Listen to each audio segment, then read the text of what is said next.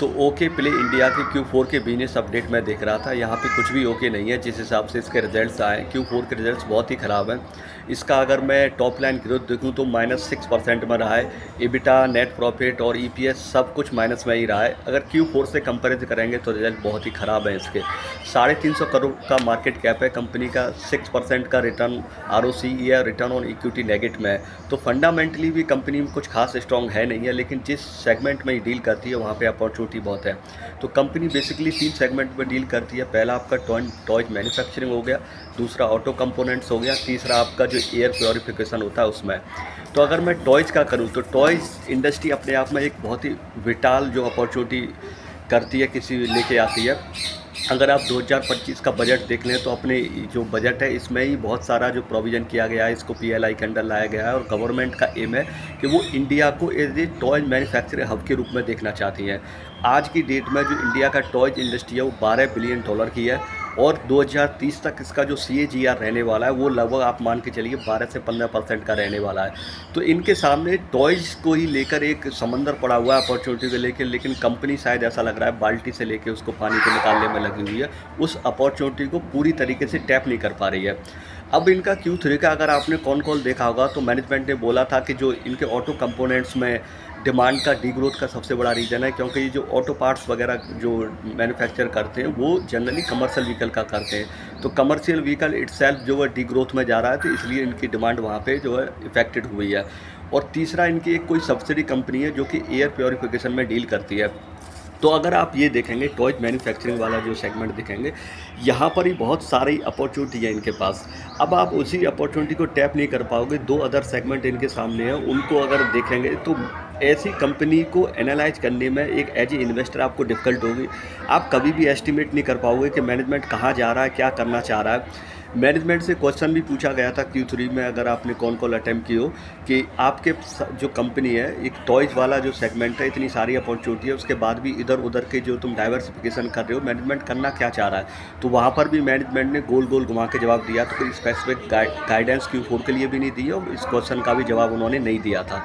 तो मेरा मानना यही है कि जब इस तरीके का कंपनी डाइवर्सिफिकेशन करती है कि एक आप टॉयज में डील कर रहे हो, दूसरा कंपोनेंट्स में, तीसरा आप जो एयर प्योरीफिकेशन में।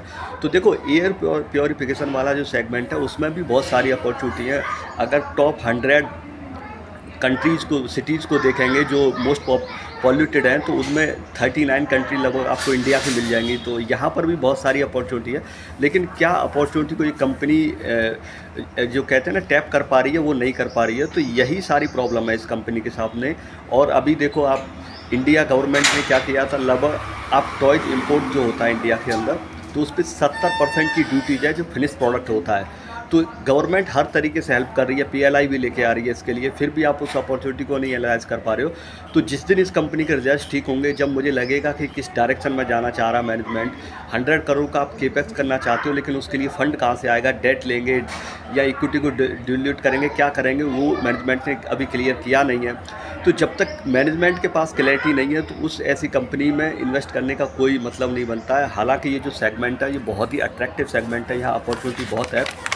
अगर मैं आपसे कहूँ, एक और कंपनी है डोम्स करके, तो डोम्स ने क्या किया था, अभी हाल ही में 30% स्टेक आपके क्लैपजॉय के एक्वायर किए थे।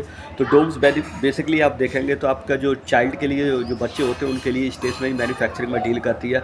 तो उसी सेगमेंट को उसने टारगेट करते हुए अपना जो 30% स्टेक एक्वायर किए थे क्लैपजॉय के, जो कि आपके टॉयज मैन्युफैक्चरिंग में डील करती है, यानी वो बच्चे को ही टारगेट करना चाह रहे हैं। तो क्लैपजॉय का क्या है कि वो ऑनलाइन जो डिस्ट्रीब्यूशन नेटवर्क है उनका, जो एक तरीके से आप देखेंगे ऑनलाइन प्लेटफॉर्म यूज करके टॉयज वगैरह अपना सेल करता है, और वहीं पर इसके पास ऑफलाइन डिस्ट्रीब्यूशन है डोम्स के पास। तो डोम्स ने जो अपना डाइवर्सिफिकेशन किया था वो समझ में आता है और एक बेहतरीन तरीके से मैनेज कर रहा है। लेकिन अगर यही ओके प्ले इंडिया की बात करूं तो इसका जो डाइवर्सिफिकेशन है जो किया है इन्होंने, वो थोड़ा समझ से बाहर है और अपॉर्चुनिटी को भी उसी हिसाब से यूटिलाइज नहीं कर पा रहे हैं। तो मुझे तो ये कंपनी ठीक नहीं लगी है। अभी हालाँकि जो प्रमोटर है उन्होंने Q3 में अपना स्टेक भी 4-5% के करीब बढ़ाया था, लेकिन ज़्यादातर जो शेयर हैं वो प्लेस पर हैं। दूसरा, इसमें डीआईज़ है नहीं है, 8-7% के करीब एफआईज़ हैं और गवर्नमेंट की तरफ से रायपुर की गवर्नमेंट ने भी 6% का स्टेक इसमें खरीदा था Q3 में। तो देखो, शेयर खरीदने से पहले अगर आपको बिज़नेस को लेके क्लैरिटी नहीं है, मैनेजमेंट क्या करने जा रहा है उसको लेके क्लैरिटी नहीं है, तो मैं एज ए इंडिविजुअल उस कंपनी से दूर ही रहना चाहूँगा। जब इसके अंदर ग्रोथ आएगी, जब मैनेजमेंट कुछ गाइडेंस देगा फ्यूचर के लेके, जो लगेगा कि वो क्या करना चाह रहा है, किस तरीके से चीज़ों को मैनेज करेंगे, तब उसमें डिसीजन लेना ज़्यादा ठीक रहेगा। ये सोचकर कि ये टॉयज़ मैन्युफैक्चरिंग में डील करती है, इसके सामने अपॉर्चुनिटी बहुत है, मेरा डिसीजन तो नहीं होने वाला है इसको बाय करने का। तो आपको किसी भी तरीके का इससे इन्फ्लुएंस भी नहीं होना है। मुझे थोड़ा-सा मैंने इसके बारे में पढ़ा था, मुझे लगा शायद इसको वीडियो में कवर करना चाहिए। तो अभी इसकी Q4 को लेके जब कॉन कॉल होगी तो उस पे मैं एक अपडेटेड वीडियो बनाऊँगा। Thanks for listening, take care, bye.